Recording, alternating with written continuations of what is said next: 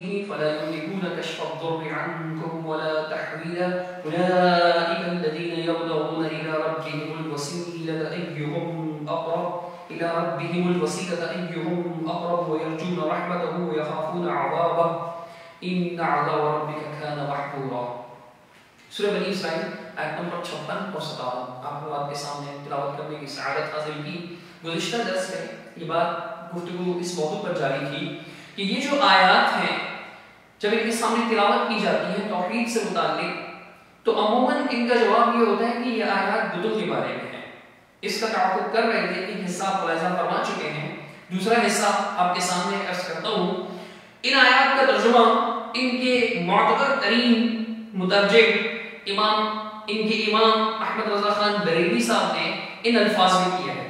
وہ لکھتے ہیں ترجمے میں, تم فرماؤ پکارو انہیں جن کو اللہ کے سوا گمان کرتے ہو تو وہ اختیار نہیں رکھتے تم سے تکلیف دور کرنے اور نہ پھیر دینے کا.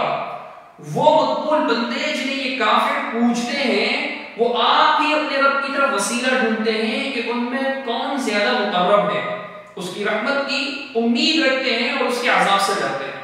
یہ ترجمہ کیا ہے. اب اگر صرف اس ترجمے پہ بھی غور کیا جائے تو بات واضح ہو جاتی ہے کہ یہ آیت جس میں یہ فرمایا گیا کہ جنہیں تم اللہ کے سوا گمان کرتے ہو وہ تمہاری تکلیف دور کرنے کا اختیار نہیں رکھتے, تکلیف دور کرنا تو درکنار وہ ٹھہر بھی نہیں سکتے. یہ آیت کن لوگوں کے بارے میں قرآن کے اپنے سیاق سے سادہ ترجمے سے ہی بات واضح ہے. اگلی آیت میں فرمایا اولئک الذین یبتغون الی ربہم الوسیلہ, یہ وہ لوگ ہیں کہ جو ہر وقت اللہ کے ہاں قرب کا ذریعہ تلاش کرتے رہتے ہیں اور ان کی یہ کوشش ہوتی ہے اللہ کی عبادت کرتے رہیں کہ کون اللہ کا زیادہ قرب اختیار کرتا ہے, کون اللہ کے قریب ہوتا ہے اور اللہ کے رحمت کی امید رکھتے ہیں, اللہ کے عذاب سے ڈرتے ہیں. اور اللہ کا عذاب تو ڈرنے کی چیز ہے. یہ کام بت تو نہیں کر سکتے.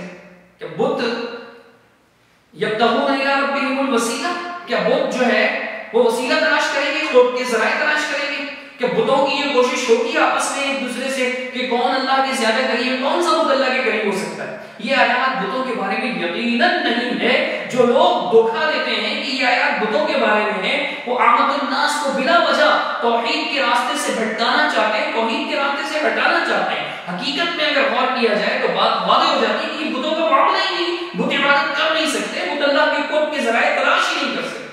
اور یہی بات ان کے بہت سے تفسیر کرنے والے لوگ مفسرین لوگوں نے بھی یہی معنی ان کے بیان کیے ہیں. جیسا کہ کنز الایمان احمد رضا خان صاحب کے ترجمے کے ساتھ حاشیے پر یا ذیل میں یہ تفسیر شائع ہوتی ہے. مختصر سی تفسیر ہے, اس کے اندر اس کا شان نزول لکھا ہوا ہے, ان آیات کا شان نزول لکھا ہوا ہے. اور وہ لکھتے ہیں کہ ابن مسعود رضی اللہ تعالی عنہ نے فرمایا کہ یہ آیت ایک جماعت عرب کے حق میں نازل ہوئی جو جنات کے گروہ کو پوچھتے تھے. وہ جنات اسلام لے آئے اور ان کے پوچھنے والوں کو خبر نہ ہوئی. اللہ نے یہ آیت نازل فرمائی اور انہیں آگ پلائی. اب یہ شان نزول, جنات بت تو نہیں تھے اور نیک لوگ جنات میں سے بھی نیک جنات جو ایمان لے آئے تھے, ایمان والے تھے. اللہ ان ایمان والوں کے بارے میں فرما رہا ہے, رسول اللہ صلی اللہ علیہ وسلم پر ایمان لانے والے جنوں کے بارے میں جو اللہ کے رسول صلی اللہ علیہ وسلم کے صحابہ تھے جنات میں سے. اللہ کے رسول صلی اللہ علیہ وسلم کے صحابہ کے بارے میں جنات کے بارے میں اللہ نے آیت اگر نازل کی, یہی مان لیا جائے جو انہوں نے تفسیر لکھی ہوئی ہے, تو اس کے مطابق بھی یہ تمہارے سے تم پر سے تکلیف دور کرنے کا اختیار نہیں رکھتے. تو نیک لوگوں کے بارے میں یہ تصور کہ وہ تکلیف دور کر سکتے ہیں, مشکل کشائی کر سکتے ہیں, حاجت روائی کر سکتے ہیں, ان آیات کے معانی اور مطالب کا انکار ہے.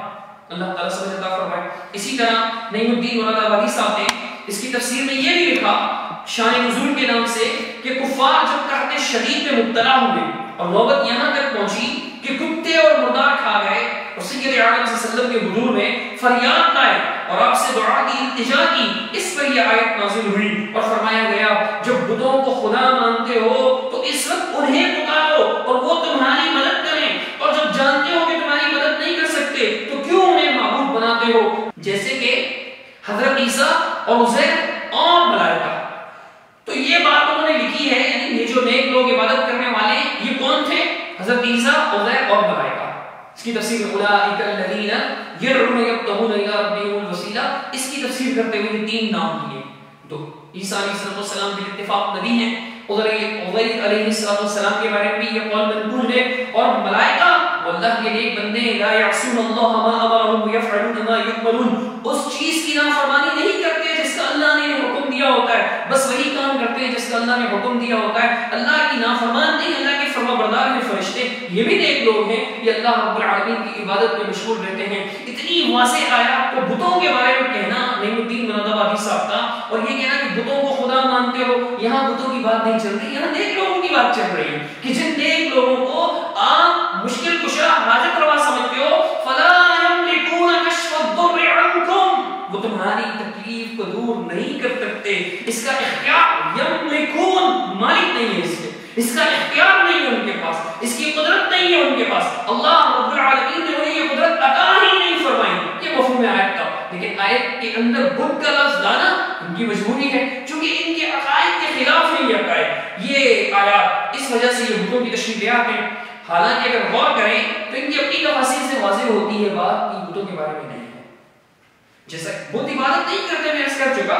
اسی طرح ان کے پیر کرم شاہ صاحب الازہری سجادہ نشین اور بھیرا، جس کو یہ بھیرا شریف کہتے ہیں، ان کی تفسیر ضیاء القرآن، اس کی جلد نمبر 2 صفحہ 666 اور 67 میں جو تفسیر لکھی ہے وہ میں آپ کے سامنے پڑھ کر سناتا ہوں. آپ ملاحظہ کیجئے کہ آیات بتوں کے بارے میں ہے یا نیک لوگوں کے بارے میں ہے. دیکھیے لکھتے ہیں، جب قریش کو قحط میں مبتلا کر دیا گیا تو انہوں نے بارگاہ رسالت میں حاضر ہو کر فریاد کی اور اپنی خستہ حالی کا تذکرہ کیا تو یہ آیت نازل ہوئی، اور اللہ تعالیٰ نے اپنے محبوب کو حکم دیا کہ ان سے دریافت کریں جن معبودوں کی وہ پرستش کرتے ہیں ان سے جا کر فریاد کیوں نہیں کرتے. پھر خود ہی بتا دیا کہ وہ بیچارے خود بے بس ہیں اور اس مشکل وقت میں وہ تمہاری کوئی امداد نہیں کر سکتے. اے مشرکین، تم خود سوچو، جو مشکل میں کام نہ آئے اور جو معبود مصیبت دور نہ کرے اس کو خدا بنانے اور اس کی پوجا کرنے سے کیا حاصل. یہاں زعمتم کا مفعول انہم آلہہ محذوف ہے، یعنی وہ یہ کہنا چاہ رہے کہ جو کہا گیا قُلِ الَّذِينَ زَعَمْتُمْ، جو تم گمان کرتے ہو، کیا گمان کرتے ہو، اس کا مطلب یہ ہے کہ آلہہ گمان کرتے ہو. تو آگے مختلف تفاسیر سے عربی عبارت نقل کرتے ہیں، کہتے ہیں یعنی جن کو تم خدا خیال کرتے ہو، اے ادعوا الذین تعبدون من دون اللہ وزعمتم انہم آلہہ. قرطبی پھر لکھتے ہیں زعمتم انہا آلہہ. بہراوی پھر ابن کثیر کے والے سے لکھتے ہیں ای من الاصنام والانداد، یعنی اصنام اور دیگر شرکاء میں سے جو بھی ہیں، بتوں اور شرکاء میں سے. اب آگے اس کے بعد لکھتے ہیں مطلب یہ ہے کہ مشرکین جن کو خدا بنائے ہوئے ہیں اور جن کو اپنی تکالیف اور مسائل پہ پکارتے ہیں، الفاظ پر غور کیجئے گا، میرے الفاظ نہیں ہیں، یہ پیر کرم شاہ الازہری کے الفاظ ہیں. اور اگر آج ان کے مزار پر کوئی چلے جائے، ان کے قبر پر کوئی چلا جائے تو بالکل دیکھیں گے کہ وہاں بھی لوگ جو ہے وہ ٹھوک بجا کر ان سے مانگ رہے ہوں گے، مدد مانگ رہے ہوں گے، ان کے حضور منتیں بھی کر رہے ہوں گے، اور بہت سے لوگ ان کے قبر کا طواف بھی کر رہے ہوں گے، اور بہت سے لوگ جو ہے ان کے قبر پر سجدہ بھی کر رہے ہوں گے. بہت بڑے پیر تھے یہ بھیرا کے، سرگودا کے قریب جو بھیرا ہے وہاں کے. انہوں نے یہ بات لکھی ہے، کہتے ہیں کہ جن کو اپنی تکالیف و مسائل پہ پکارتے ہیں یہ خدا نہیں ہے، بلکہ وہ تو خود ہر لمحہ ہر لحظہ اپنے رب کریم کی خوشنودی حاصل کرنے کے لیے مصروف عمل رہتے ہیں. بات گھمانے کی کوشش کی، لیکن وہ بات گھمانے نہیں گھوم پا رہی، کوشش کے باوجود بھی. کیونکہ دیکھیں کیا لکھا ہے، پھر سے سنیے کہ یہ خدا نہیں بلکہ وہ تو خود ہر لمحہ ہر لحظہ اپنے رب کریم کی خوشنودی حاصل کرنے کے لیے مصروف عمل رہتے ہیں. پیچھے بت کا تذکرہ خاص طور پر لائے. بت مصروف عمل رہ سکتے ہیں؟ بت خوشنودی حاصل کرنے کی کوشش کر سکتے ہیں؟ کیا بتوں کے اندر یہ صلاحیت ہوتی ہے؟ کیا بت یہ مسابقہ کر سکتے ہیں؟ اللہ رب العالمین نے ایمان والوں کو جو حکم دیا کہ ایک دوسرے سے آگے بڑھنے کی کوشش کرو، نیکی میں، تقویٰ میں، رب کی مرضیات حاصل کرنے میں، رب کی خوشنودی حاصل کرنے میں ایک دوسرے سے آگے بڑھو، جنتوں کو پانے میں، رب کی رحمتوں کو پانے کے لیے جو ہے وہ ایک دوسرے سے آگے بڑھنے کی کوشش کرو. اللہ نے جو اس کا حکم دیا، کیا بت اس چیز کا شعور رکھتے ہیں؟ کیا بت مصروف عمل رہ سکتے ہیں؟ یقیناً نہیں. آگے جو یہ کہنا کہ جی ان کو خدا سمجھتے ہو، صرف ان کے خدا ہونے کی نفی نہیں کی بلکہ نیک لوگوں کے بارے میں یہ بھی فرمایا کہ فلا یملکون کشف الضر عنکم ولا تحویلا، یہ تم پر سے تکلیف کو دور نہیں کر سکتے، مالک نہیں ہے تکلیف دور کرنے کے۔ جو لوگ مختار کل کا عقیدہ رکھنے والے ہیں، جن کا خیال ہے کہ اولیاء کرام قدرت رکھتے ہیں، اللہ نے ان کو یہ طاقت دی ہے، تو اللہ نے کہاں یہ طاقت دی ہے؟ اگر اللہ نے طاقت دی ہوتی تو اللہ یہ کیوں فرماتا کہ فلا یملکون کشف الضر عنکم ولا تحویلا؟ اللہ کا اتنا فرمانا کافی تھا کہ یہ آلیہ نہیں ہے، یہ خدا نہیں ہے، یہ معبود نہیں ہے، ان کی عبادت مت کرو۔ لیکن اللہ نے ساتھ ساتھ یہ بھی بتایا کہ فلا یملکون کشف الضر عنکم ولا تحویلا، یہ تم پر سے تکلیف دور کرنے کے مالک نہیں ہیں، تم پر سے تکلیف دور کرنے کا اختیار نہیں رکھتے، اور تکلیف دور کرنا تو دور کی بات ہے، تکلیف ٹھہرنے کا بھی اختیار نہیں رکھتے۔ اللہ نے اختیار کی بھی نفی کی، صرف اس بات کی نفی نہیں کی کہ یہ الہ نہیں، صرف اس بات کی نفی نہیں کی کہ یہ معبود نہیں، صرف اس بات کی نفی نہیں کی کہ ان کی پوجا پاٹ مت کرو، یہ بھی بتایا کہ یہ نفع نقصان کے مالک نہیں ہے، نفع نقصان کا مالک اللہ سبحانہ و تعالی خود ہے۔ اللہ رب العالمین نے ان کی نفی فرمائی۔ آگے جو ہے وہ پیر کرم شاہ صاحب لکھتے ہیں، کہتے ہیں اگر واقعی وہ خدا ہوتے جیسے مشرکین کا خیال ہے تو پھر انہیں کسی کی عبادت اور رضا جوئی کی کیا ضرورت تھی؟ بچا فرمایا حضرت نے۔ ہم بھی کہہ سکتے ہیں اگر آپ کہتے ہیں کہ یہ بتوں کے بارے میں تھے تو آپ سے پوچھتے ہیں اگر واقعی یہ بت ہوتے جیسا کہ آپ کا خیال ہے، آپ کہتے ہیں مشرکین، ہم کہتے ہیں آپ کا خیال ہے، تو پھر انہیں کسی کی عبادت اور رضا جوئی کی کیا ضرورت؟ بلکہ یوں کہنا چاہیے کہ انہیں کسی کی عبادت اور رضا جوئی کی کہاں سے آئی صلاحیت؟ ان میں تو یہ صلاحیت ہی نہیں، یہ تو بت ہے، بت بنا کیا جو ہے وہ رضا جوئی تلاش کریں گے اللہ تعالیٰ کی؟ بہرحال پیر صاحب کی تفسیر سے واضح ہوتا ہے کہ مشرکین جن کی عبادت کرتے تھے وہ محض خیالی بت نہیں تھے، بلکہ کبھی جیتے جاتے لوگ تھے، اور جیتے جاتے لوگ ہیں جیسے ملائکہ اور رب کے مقرب بندے، اور اس کی عبادت میں ہر وقت مصروف رہنے والے لوگ ہیں جیسا کہ ملائکہ۔ تو میرے بھائیوں، اسی طرح کی تفسیر ان کے مفتی احمد یار خان نعیمی صاحب نے بھی بیان کی۔ ان کے احمد رضا خان صاحب کے ترجمے کے ساتھ، احمد رضا خان صاحب کے ترجمے کے ساتھ ان کی ایک تفسیر اور بھی شائع ہوتی ہے نور العرفان کے نام سے، وہ احمد یار خان نعیمی صاحب کی، جو خیر سے اس طبقہ کے حکیم الامت ہیں۔ انہوں نے لکھا یعنی یہ معبود نہیں، نہ تو اس پر قادر ہیں کہ تکلیف مٹا دیں۔ کیا لکھا؟ یہ معبود نہیں۔ آپ نور العرفان جو شائع ہوتا ہے اٹھا کر دیکھ لیجیے گا، سورہ بنی اسرائیل کی آیت نمبر 56-57 نکال کر اس کے حاشیے میں دیکھیں، یہ بالکل بات مل جائے گی آپ کو لکھی ہوئی کہ یہ معبود نہیں، ایک تو معبود نہیں، اور دوسرا کیا لکھا؟ نہ تو اس پر قادر ہے کہ تکلیف مٹا دیں، نہ تو اس پر قادر ہے کہ تکلیف مٹا دیں۔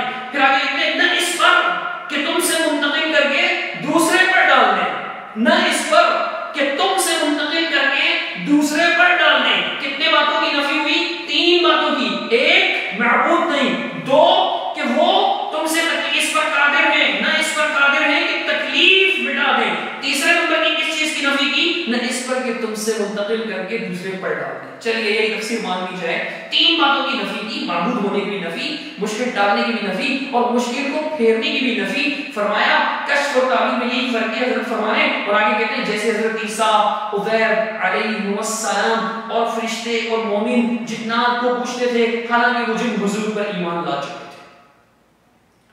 حضور پر ایمان بے شک جنات لائے تھے۔ سورہ جن میں اس کا ذکر ہے کہ جب انہوں نے کہا کہ ہم نے ہدایت سے نہیں، اس میں ایمان لے آئے، آگے اللہ سبحانہ وتعالیٰ نے ان کا بیان نقل کیا۔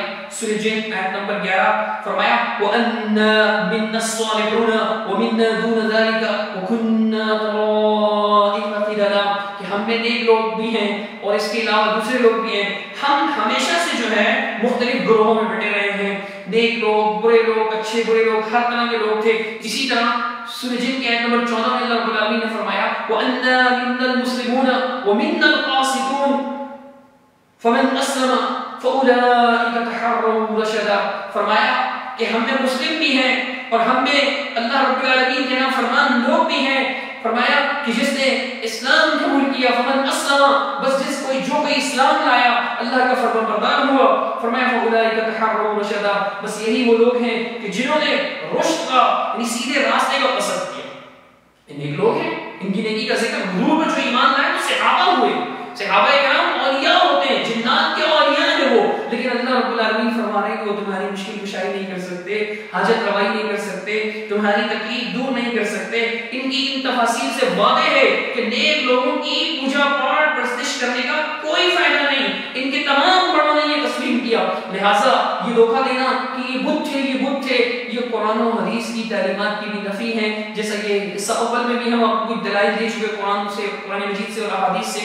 اسی طرح ان کی اپنی تفاسیر، اپنی تصریحات کے بھی خلاف ہے. حتیٰ کہ کسی بھی بت کی ہسٹری اٹھائیں گے، جس بت کی پوجا کی جا رہی ہے، جس اونچی قبر کی، اس کے پیچھے سچے یا جھوٹے من گھڑت قصے ہوں گے.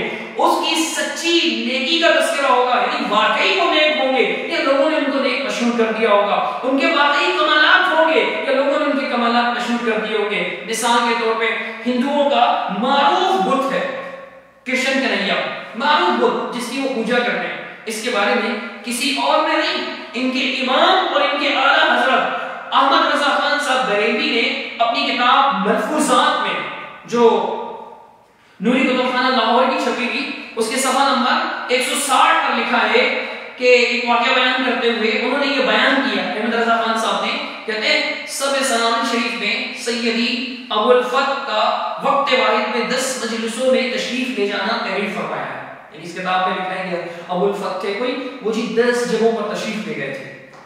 کسی نے اس پر حضرت عرض کی احمد رضا کے سامنے کہ حضرت نے وقت واحد میں 10 جگہ تشریف لے جانے کا وعدہ فرما لیا، یہ کیوں کر ہو سکے گا؟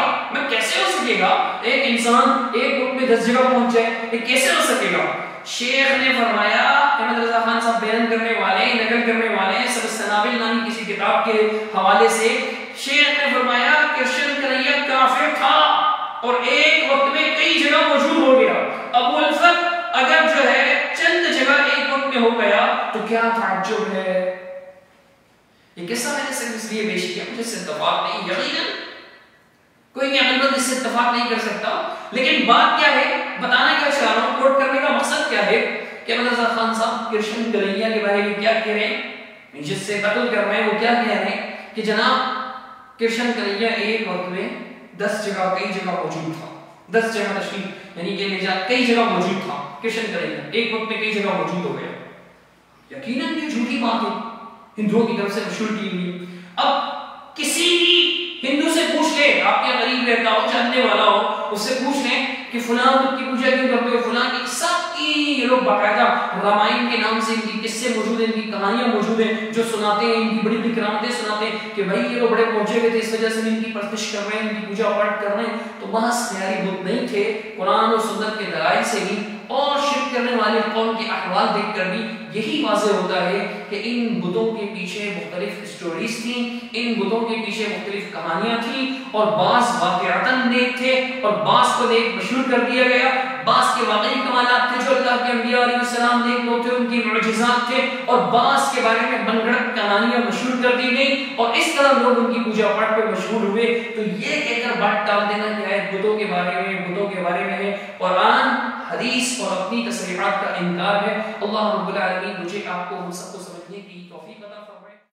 الحمدللہ رب العالمین والصلاة والسلام علی سید الانبیاء والمرسلین وعلى آلہ واصحابہ اجمعین ومن سار علی سبیلہم الی یوم الدین. اعوذ باللہ السمیع العلیم من الشیطان الرجیم. بسم اللہ الرحمن الرحیم. قل ادعوا الذين زعمتم من دونه فلا يملكون كشف الضر عنكم ولا تحويلا أولئك الذين يبلغون إلى ربهم الوسيلة أيهم أقرب ويرجون رحمته ويخافون عذابه